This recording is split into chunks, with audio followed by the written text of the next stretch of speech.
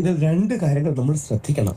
ഒന്ന്, വേടന്റെ രാഷ്ട്രീയത്തോട് പൂർണ്ണമായും ബഹുമാനത്തോടെ വിയോജിക്കുന്ന ഒരു വ്യക്തിയാണ് ഞാൻ. വേടൻ മുൻപോട്ട് വെക്കുന്ന ആശയങ്ങളോട് എനിക്ക് യോജിപ്പില്ല. പക്ഷെ വേടൻ കഴിവുള്ള, പ്രതിഭയുള്ള ഒരു ചെറുപ്പക്കാരനാണ്. വേടനെ ചേർത്ത് പിടിക്കേണ്ടത് നമ്മുടെ സമൂഹത്തിന്റെ ആവശ്യമാണ്. വേടനാണെങ്കിലും ഷൈൻ ടോൺ ചാക്കോ ആണെങ്കിലും ശ്രീനാഥ് ഭാസി ആണെങ്കിലും ഖാലിദ് റഹ്മാൻ ആണെങ്കിലും കഴിവ് തെളിയിച്ചവരാണ്. അവർ തിരിച്ചു വരണം. സഞ്ജയ് ദത്ത് തിരിച്ചു വന്നതുപോലെ, നമ്മുടെ ഫർദീൻ ഖാൻ തിരിച്ചു വന്നതുപോലെ, രൺബീർ കപൂർ തിരിച്ചു വന്നതുപോലെ അവർക്ക് സമൂഹത്തിലേക്ക് തിരിച്ചു വരാനുള്ള അവസരങ്ങൾ നമ്മൾ കൊടുക്കണം.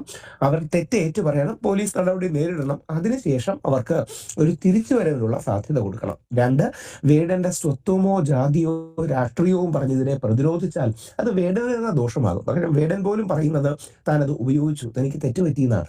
അപ്പോൾ ഈ ബാക്കിയുള്ളവർ കോൺസ്പിറസി തിയറീസും ഗൂഢാലോചനാ സിദ്ധാന്തവും പറയുന്നതിന് എന്താ അർത്ഥമാണുള്ളത്? അതിനൊന്നും വലിയ അർത്ഥമൊന്നുമില്ല. മൂന്ന്, വേടൻ നിയമത്തിന്റെ ലംഘനമാണ് നടത്തിയത്. വേടൻ അത് അറിയാതെ തന്നെ ആയിരിക്കും നടത്തിയത്. ഇപ്പം നമ്മുടെയൊക്കെ വീട്ടിൽ ആരെങ്കിലും ആനവാൽ മോതിരം തരും, അല്ലെങ്കിൽ പുലിനഖം തരും. ഇതൊന്നും ഈ 1972 വൈൽഡ് ലൈഫ് ആക്ടും ബാക്കി സൈറ്റ്സ് എഗ്രിമെന്റ്സിന്റെ വയലേഷനുമാണെന്നൊന്നും സാധാരണക്കാരറിയില്ല. അതുകൊണ്ട് ഇതിന് ബോധവൽക്കരണമാണ് പ്രധാനം, ആരെയും അറസ്റ്റ് ചെയ്ത് ജയിലിൽ അടയ്ക്കലല്ല. അതുകൊണ്ട് ഇങ്ങനെ ഒരു ഡിഫൻസ് എടുക്കുന്നതിൽ അർത്ഥമില്ല. എന്നും ഓർക്കുക, നമ്മൾ ഡ്രഗ്സിലടക്കം പെട്ടുപോയവരോടുള്ള സമീപനം യേശുക്രിസ്തു മത്തായി സുവിശേഷം 18:12 പറയുന്നതാണ്. 100 ആടുകൾ നമുക്കുണ്ടെങ്കിൽ ഒരാട് നഷ്ടപ്പെട്ടു പോയാൽ നമ്മൾ എന്ത് ചെയ്യും? 99 എണ്ണത്തിനെ സേഫാക്കി നഷ്ടപ്പെട്ടു പോയ ഒരാടിനെ തിരഞ്ഞു പോകും. ആ ഇടേന്റെ മനസ്സാണ് നമുക്ക് വേണ്ടത്. മഹാത്മാഗാന്ധി പറയുന്നത് പോലെ, hate the sin not the sinner. നിങ്ങൾക്ക് പാപത്തെയാണ് വെറുക്കേണ്ടത്, പാപിയെ അല്ല.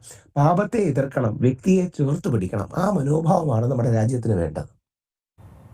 ഇതിലിപ്പോൾ രണ്ട് കാര്യങ്ങളുണ്ട്. ഒന്ന്, ഈ പറഞ്ഞതുപോലെ തന്നെ ലഹരി ഉപയോഗം. മറ്റൊന്നുള്ളത് ഈ പുലിപ്പല്ല്. അതിലാണിപ്പോൾ ഏറ്റവും കൂടുതൽ വേടൻ വെട്ടിലായിരിക്കുന്നത് എന്ന് വേണം പറയാൻ. കാരണം വനംവകുപ്പിൻ്റെ ഒരു അന്വേഷണവും കസ്റ്റഡിയും അങ്ങനെ അത്തരത്തിൽ കൂടി അന്വേഷണം നടക്കുന്നുണ്ട്. ആ കാര്യങ്ങൾ കൂടി വന്നപ്പോഴാണ് ഈ സോഷ്യൽ മീഡിയയിൽ പോലും ഒരു രണ്ട് തട്ട് എന്ന രീതിയിലേക്ക് വരുന്നത്. കാരണം പുലിപ്പല്ല് കഴുത്തിൽ അണിഞ്ഞ ഒരാളാണ്, അല്ലെങ്കിൽ അത് കൈവശം വെച്ച ഒരാളാവുമ്പോൾ ഇത് സമാനമായ രീതിയിൽ ഇതിനു മുൻപും കേസുകൾ ഉണ്ടായിട്ടുണ്ട്, അല്ലെങ്കിൽ ഇത്തരം ആളുകൾ ഇപ്പോഴും സമൂഹത്തിലുണ്ട്. അവർക്കെതിരെ ഒന്നും ഒരു അന്വേഷണത്തിലേക്ക് പോലും കടക്കാതെ പിന്നെ എന്തിന് വേടൻ എന്നുള്ളൊരു ചോദ്യമാണ് ഇപ്പോൾ സോഷ്യൽ മീഡിയയിൽ വരുന്നത്. അവിടെയാണ് വേടനെ ആ അവസരത്തിൽ നമ്മൾ പിന്തുണയ്ക്കണം. ആൾക്കാർ പലപ്പോഴും ജാതിയെ വെച്ചാണ് ഇത് പറയുന്നത്. അതായത് ആൾക്കാർ പറയാതെ പറയുന്നത് നായരായ സുരേഷ് ഗോപിയും നായരായ മോഹൻലാലും മറ്റേ ആനക്കൊമ്പ് വെക്കുന്നു, സുരേഷ് ഗോപിക്ക് പുലിനഖം ഉണ്ടെന്ന് ഇന്നലെ ചില ചാനലുകൾ റിപ്പോർട്ട് ചെയ്യുന്നു. ഇതൊന്നും ആൾക്കാർ അറിയാതെ ചെയ്യുന്നതല്ലേ? ആർക്കെങ്കിലും ഇപ്പൊ എനിക്കറിയില്ല സാധാരണക്കാർ എത്ര പേർക്ക് അറിയാമെന്ന്. പുലി, ആന, സിംഹം ഇവയുടെ ശരീരത്തിന്റെ അവശിഷ്ടങ്ങൾ വെച്ച് നമ്മൾ ഓർണമെന്റ്സ് ഉണ്ടാക്കിക്കൂടാ എന്ന് നമുക്കൊരു നിയമമുണ്ട്. നമ്മുടെ വൈൽഡ് ലൈഫ് പ്രൊട്ടക്ഷൻ ആക്ട് ഉണ്ട്. ഇന്ത്യ 1-2 അന്താരാഷ്ട്ര കരാറിൽ ഒപ്പുവെച്ചിട്ടുണ്ട്. ഇതൊക്കെ സാധാരണക്കാർക്ക് അറിയാമോ? നമ്മുടെ ഒരു സംസ്കാരത്തിന്റെ ഭാഗമായി നമ്മൾ ചെയ്യുന്നു എന്ന് മാത്രമേ ഉള്ളൂ. അപ്പൊ ഇതിനോടെല്ലാം ഒരു ഉദാര സമീപനം എടുക്കണം. ഇതിനൊക്കെ ബോധവൽക്കരണം കൊണ്ട് നമുക്ക് നേരിടാൻ കഴിയണം. അല്ലാതെ ആരെയെങ്കിലും പിടിച്ച് ജയിലിലിടുകയല്ല.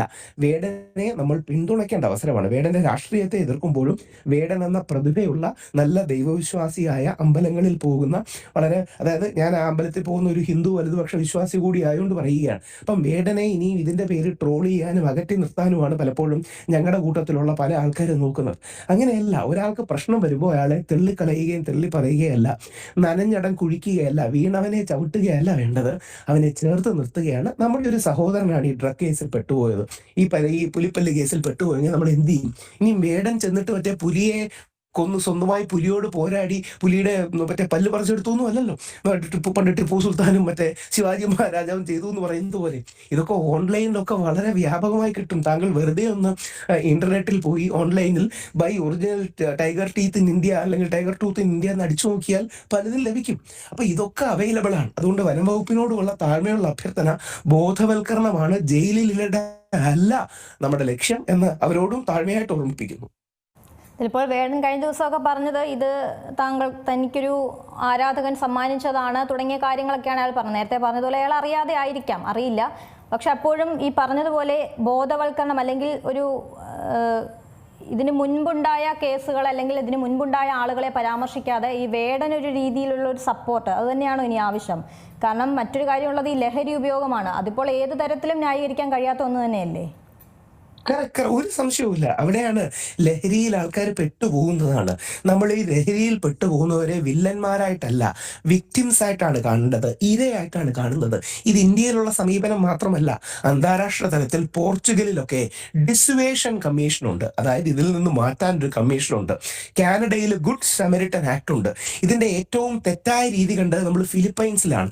ഫിലിപ്പൈൻസിലെ പ്രസിഡന്റ് ഡ്യൂട്ടർട്ട് 7000 പേരെ വെടിവെച്ചു കൊന്നു ഡ്രഗ്സ് കൺസ്യൂം ചെയ്യുന്നതിന്റെ പേരിൽ. അങ്ങനെയൊന്നും അല്ലല്ലോ ഇത് ഡീൽ ചെയ്യേണ്ടത്. ഏറ്റവും സിമ്പിളാണ്. നമ്മുടെ സ്വന്തം സഹോദരന് ഈ ഡ്രഗ്സിൽ പെട്ടുപോയി, എന്ത് ചെയ്യാം? അതിന് നല്ലൊരു മാതൃക നമ്മുടെ കേരളത്തിലുണ്ട്. അത് വിഷ്ണുപുരം ചന്ദ്രശേഖരനാണ്. അദ്ദേഹം തന്റെ മകനെ പോലീസ് കഞ്ചാവ് കേസിൽ പിടിച്ചപ്പോൾ ന്യായീകരിക്കുകയല്ല ചെയ്തത്, പോലീസിന് നന്ദി പറയുകയാണ്. പോലീസുകാരങ്ങനെ തെറ്റ് ചൂണ്ടിക്കാണിച്ചാലല്ലേ ഇവനെ രക്ഷിച്ചെടുക്കാൻ പറ്റൂ. ഇതൊരു ക്രൈം എന്നതിനേക്കാൾ ഇതൊരു രോഗമാണ്. ആ രോഗം ചികിത്സിക്കാൻ നമുക്ക് കഴിയണം. ഷൈൻ ടോം ചാക്കോ തിരിച്ചു വരണം. എന്ത് പ്രതിഭയുള്ളവരാണ് ഷൈൻ ടോം ചാക്കോ, ശ്രീനാഥ് ഭാസിയും അല്ലെങ്കിൽ ഖാലിദ് റഹ്മാനും ഒക്കെ. നമ്മളെല്ലാം അദ്ദേഹത്തിന്റെ സിനിമ ഈ അടുത്തിടെ കണ്ടതല്ലേ. ഷൈൻ ടോം ചാക്കോയും ഖാലിദും ശ്രീനാഥ് ഭാസിയും വേഴനും ഒക്കെ സഞ്ജയ് ദത്ത് തിരിച്ചു വന്ന പോലെ വരികയും ഈ ഡ്രഗ്സിനെതിരെ കൂടുതൽ അവയർനെസ്സോടെ നിൽക്കുകയും വേണം. ഈ ഡ്രഗ്സിനെ കുറിച്ച് പറയുമ്പം പലർക്കും ബാക്കി എല്ലാവരും മോശക്കാരാണ്, നമ്മൾ ഹോളിയർ ദാൻ ദോ, നിങ്ങളെക്കാട്ടി പുണ്യവാളനാണ് ഞാനെന്ന് അഭിനയിക്കാൻ ഒരു താല്പര്യം പലർക്കും ഉണ്ട്. അങ്ങനെയല്ല, ആൾക്കാർ ജീവിതത്തിന്റെ പാതകളിൽ പെട്ടുപോകുന്നതാണ്. അവരെ തിരിച്ചു കൊണ്ടുവരാൻ ഉള്ള ആ നല്ല മനസ്സ് നമ്മൾ കാണിക്കണം. സമൂഹം ഒരു ചേട്ടനെ പോലെ, അച്ഛനെ പോലെ, അമ്മയെ പോലെ നിന്ന് അവരെ രക്ഷിച്ചു കൊണ്ടുവരണം. അവർ നിയമ നടപടി നേരിടണം. Definitely yes, it goes without saying. പക്ഷേ നിയമ നടപടിക്ക് ശേഷം തെറ്റ് ഏറ്റുപറഞ്ഞ് പൊതുസമൂഹത്തിലേക്ക് തിരിച്ചു വരാനുള്ള അവസരവും സ്പേസും ഒക്കെയാണ് നമ്മൾ കൊടുക്കേണ്ടത്. ഒരു കാര്യം കൂടി ചോദിച്ചോട്ടെ, ഇതിപ്പോൾ തിരിച്ചു വരാനുള്ളൊരു സാവകാശം കൊടുക്കണം എന്നൊക്കെ പറയുമ്പോൾ ലഹരി ഉപയോഗത്തിൽ എങ്ങനെയാണ് ഇവരെ തിരികെ ഒരു ജീവിതത്തിലേക്ക് കൊണ്ടുവരാൻ കഴിയും? ഒരു ഡി അഡിക്ഷൻ സെന്ററിൽ കൊണ്ടുപോയി ഉള്ള ഒരു ചികിത്സ, അതൊക്കെ തന്നെയല്ലേ നമുക്ക് ചെയ്യാൻ കഴിയുള്ളൂ. മറ്റൊരു കാര്യമുള്ളത്, ഈ കലാകാരന്മാർ ഇത്തരത്തിൽ അകത്താകുമ്പോൾ അല്ലെങ്കിൽ ഇത്തരത്തിൽ കഞ്ചാവുമായി പിടികൂടുമ്പോൾ കൂടുതൽ ചർച്ചയാകുന്നത് ഒരു പക്ഷേ ഇവരൊക്കെ ആളുകൾക്കിടയിലെ ഒരു സ്വാധീനം, അത് ചെറുതല്ല. നമുക്ക് ഈ വേടന്റെ കാര്യം പോലും എടുത്താൽ നമുക്കറിയാം, ഒരു ഷോയ്ക്ക് എത്രത്തോളം ആളുകൾ അങ്ങോട്ടേക്ക് എത്തുന്നു എന്നുള്ള കാര്യമൊക്കെ നമുക്കറിയാം. അത്തരത്തിൽ ആളുകളെ സ്വാധീനിക്കാൻ കഴിവുള്ള ഇവർ ഇത്തരത്തിൽ തെറ്റ് ചെയ്യുമ്പോൾ അവർക്ക് തക്കതായ ഒരു ശിക്ഷ നൽകുക തന്നെയല്ലേ വേണ്ടത്? വേണം, തീർച്ചയായിട്ടും. താങ്കൾ ഈ പറഞ്ഞത് വളരെ കറക്റ്റാണ്. ഇവരുടെ സോഷ്യൽ ഇൻഫ്ലുവൻസ് വളരെ ഹൈ ആണ്, ഇൻഫ്ലുവൻസേഴ്സ് ആണ്. അതുകൊണ്ട് തന്നെ ഇവരെ മാതൃകാപരമായ നിയമത്തിന്റെ നടപടിയിലോ കൊണ്ടുപോകണം. എന്ന് പറയുമ്പോഴും ഒരുപാട് ദിവസം ജയിലിലെടുക്കുകയല്ല. ചിലരുടെ കയ്യിൽ നിന്ന് 1.5 ഗ്രാം കഞ്ചാവ്, 6 ഗ്രാം കഞ്ചാവ് ഒക്കെയാണ് പിടിച്ചത്. അതായത് സ്റ്റേഷൻ ജാമ്യം കൊടുക്കാം, കമേഴ്ഷ്യൽ ക്വാണ്ടിറ്റി അല്ല എന്ന് നമുക്കറിയാം. അതോടൊപ്പം ഇവർക്ക് ആ തെറ്റ് മനസ്സിലാക്കി തിരിച്ചു കൊണ്ടുവരണം. ആദ്യം ഷൈൻ ടോം ചാക്കോ കാണിച്ച പോലുള്ള ജാടയൊന്നും കാണിക്കരുത്.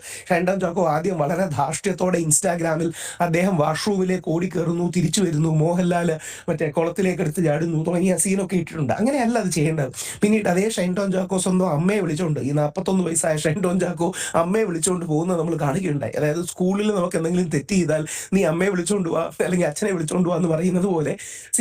അത് നല്ലതാണ്. കുടുംബത്തെ ഇൻവോൾവ് ചെയ്യണം. ഇവരുടെ കഴിവ്, ഇവരുടെ പ്രതിഭ പരമാവധി ഉപയോഗിക്കണം, തിരിച്ചു കൊണ്ടുവരണം. ഇനി നമ്മുടെ കേരള സർക്കാരിനടക്കം വിമുക്തി അടക്കമുള്ള പദ്ധതികളുണ്ട്. നമുക്ക് കുറച്ചുകൂടെ നല്ല റീഹാബിലിറ്റേഷൻ വേണം. ഇവർ വീണു പോകുന്നതാണ്, ജീവിതത്തിന്റെ യാത്രയിൽ, ജീവിതത്തിന്റെ വഴിയിൽ വീണു പോകുന്നതാണ്. വീണു പോകുന്ന ഒരാളെ നമ്മൾ എന്ത് ചെയ്യും? പിടിച്ചെഴുന്നേൽപ്പിക്കാൻ ശ്രമിക്കും. അത് തന്നെയാണ് നമ്മൾ ചെയ്യേണ്ടത്.